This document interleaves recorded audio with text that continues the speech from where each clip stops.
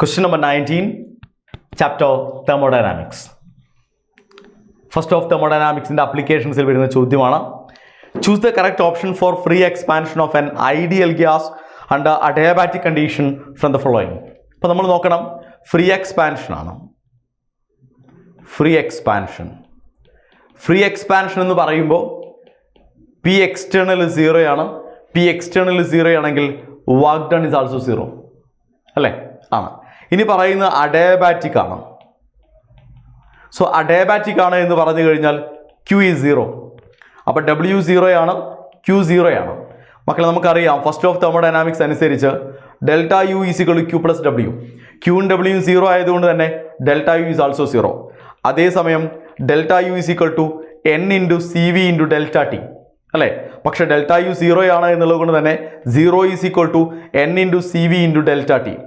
N number of moles ആണ്, 0 ആകില്ല.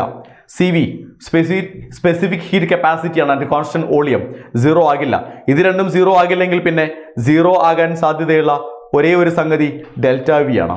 So delta T so delta T 0 ആയിരിക്കണം. മക്കളെ നിങ്ങൾ നോക്കൂ, W 0 ആണ്, Q 0 ആണ്, and delta T is also 0. Therefore the right answer is option 4. Option 4 is the right answer.